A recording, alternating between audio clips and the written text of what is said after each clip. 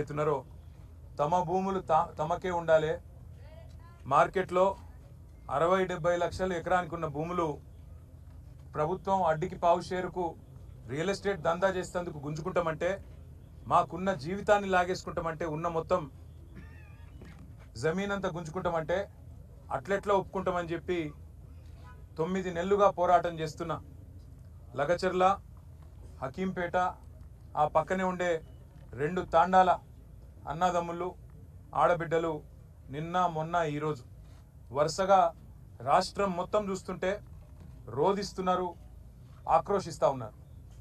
కష్టపడి సాధించుకున్న తెలంగాణలో ఇవాళ ఒక రాబందు మాదిరిగా రేవంత్ రెడ్డి అనాలోచితంగా ఏ ఫార్మా కంపెనీలు అంటే కాలుష్యం అని ఆయననే ప్రచారం చేసిండో అదే ఫార్మా కంపెనీని కొడంగల్ తెస్తా, ఇక్కడ పెడతా, దానికి 3000 ఎకరాలు కావాలా అని చెప్పి పేదల భూములు గుంజుకుంటుంటే వాళ్ళు మరలబడ్డారు.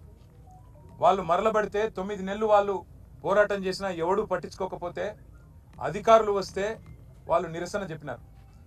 నిరసన చెప్తే అందులో చాలా దుర్మార్గమైన పరిస్థితి. వాళ్ళ మేము ఇక్కడ ఉన్న 16 మందిని కలిసినాం.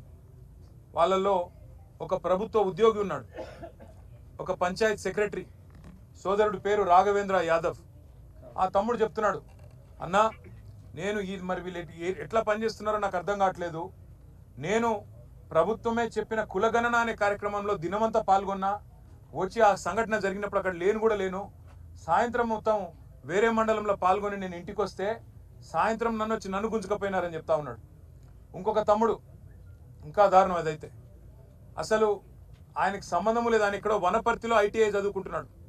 ఆ పిల్లోడు ఒక గిరిజన పిల్లగాడు. ఆయన బస్సు ఎక్కి వనపర్తిలో ఈ సంఘటన జరిగిన తర్వాత మా ఇంటోళ్ళు ఎట్లున్నారో అని చెప్పి సాయంత్రానికి చేరుకున్నాడు. సంఘటన అంతా అయిపోయిన తర్వాత ఆయనను పట్టుకపోయి ఈరోజు జైల్లో తీసుకొచ్చి పెట్టినారు. మేము అడిగినాం ఏం జరిగింది అని. ఏం జరిగింది అంటే వాళ్ళు చెప్పేది ఒకటే, అన్నా మొత్తం 60-70 మందిని మొదలు అరెస్ట్ చేసినారు, 2 DCMలలో ఎక్కించుకొని తీసుకొని పోయినారు.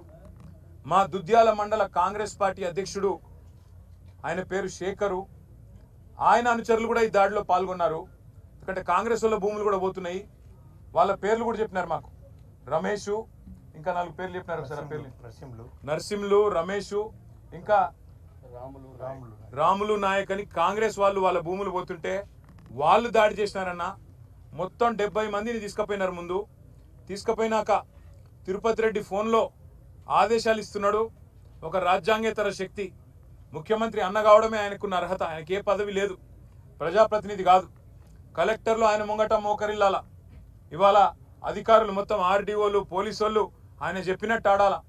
కొడంగల్కు ఆయన చక్రవర్తి, రారాజు. రేవంత్ రెడ్డి కాదు, అక్కడ రేవంత్ రెడ్డిది ఏం చెల్లదట, తిరుపతి రెడ్డిదే నడుస్తుందట.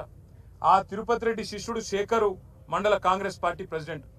ఈ 70 మందిని తీసుకపోతే 2 DCMలు ఎక్కించి తీసుకపోతే అందులో ఎవరెవరు BRS వాళ్ళు వాళ్ళను మాత్రమే ఇవాళ 21 మందిని రిమాండ్కి పంపినారు. మిగతా వాళ్ళందరినీ ఇంటికి పంపినారు. అలా కాంగ్రెస్ వాళ్ళు దాడి చేసిన వాళ్ళల్లో ఇప్పుడు నేను చెప్పిన పేర్లు ఉన్నాయి, వీడియోలో కనబడతారు, మీరు చూడండి. వాళ్ళని మాత్రం ఇంటికి పంపి ఎవరెవరైతే BRS వాళ్ళో వాళ్ళనే పెట్టండి జైల్లో అని చెప్పి ఈ దాడి మొత్తం BRS వాళ్ళే చేయించిండ్రు. ఈ దాడి మొత్తం రాజకీయ దాడి, ప్రజలు చేసింది కాదు అనే ఒక కుట్ర ప్రభుత్వం చేస్తున్నది. అనుముల రేవంత్ రెడ్డి చేస్తున్నాడు, ఆయన అన్న అనుముల తిరుపతి రెడ్డి ఆ మండల కాంగ్రెస్ పార్టీ అధ్యక్షుడు చేస్తా ఉన్నాడు.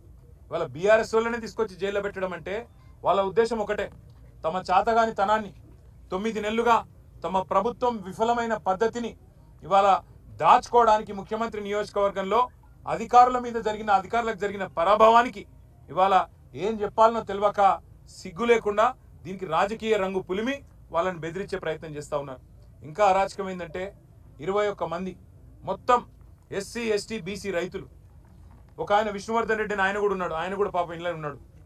వాళ్ళందరినీ పిచ్చి కొట్టుడు కొట్టినారు, చిత్రహింసలు పెట్టినారు, 3rd డిగ్రీ టార్చర్ పెట్టినారు. కొడంగల్ CI, కొడంగల్ SIలు, వికారాబాద్ SP ఆయన పేరు నారాయణ రెడ్డి, వీళ్ళంతా కలిసి వీళ్ళను చిత్రహింసలు పెట్టినారు. 3 గంటలు కొట్టినారు. ఒక్కొక్కరిని చూస్తూ ఉంటే ఇప్పుడే మా అక్క చెప్పినట్టు కాళ్ళు చేతులు కమిలిపోయి ఉన్నాయి. మేము అడిగినాం, మరి ఎందుకు మెజిస్ట్రేట్ ముంగట చెప్పలేదు, కొట్టినాడు ఎందుకు చెప్పలేదు అన్నాం. మీరు చెప్తే మళ్ళా కొడతాం, మీ ఇంటికి పోయి మీ ఇంటోళ్ళని కొడతామని చెప్పినారు. మిమ్మల్ని మళ్ళా కొడతాం, జైల్లో కొడతాం, ఇంటికి పోయి మీ ఇంటోళ్ళని కూడా కొడతామని చెప్పినారు. ఎంత అమానవీయంగా ఎంత క్రూరంగా అంటే ఇంటి మీదకి వీళ్ళనేమో జైలుకు పంపినారు. ఇంటి మీదకి బందిపోట్లను పట్టుకరానికే, ఒసామా బిన్ లాడెన్ లాంటి తీవ్రవాదులను పట్టుకరానికే ఎట్లయితే కూంబింగ్ ఆపరేషన్ చేస్తారో 100 మంది పోలీసులు వచ్చి ఇంటింటికి పోయి తలుపులు దర్వాజాలు తన్నుకుంటూ గుద్దుకుంటూ పగలగొట్టుకుంటూ తాగి బూతులు మాట్లాడుతూ కొంతమంది ప్రైవేట్ వ్యక్తులు, నేను పోలీసు వాళ్ళు అంటలేను, ప్రైవేట్ వ్యక్తులు కొంతమంది కాంగ్రెస్ పార్టీకి సంబంధించిన వాళ్ళు తాగి బూతులు మాట్లాడుతూ ఆ ఇండ్ల మీద దాడి కూడా చేయడం జరిగింది. అక్కడ ఉన్న మహిళలు, అక్కడ ఉన్న ముసలోళ్ళని భయభ్రాంతులు, పిల్లల్ని భయభ్రాంతులకు గురి చేయడం జరిగింది. వాళ్ళ రేవంత్ రెడ్డి కాంగ్రెస్ పార్టీ ఒకటి గుర్తుపెట్టుకోవాలా, భూమి మీద ఎవడు శాశ్వతంగా ఇక్కడే ఉండడానికి రాలే. నీ పదవి కూడా 5 ఏళ్ళే.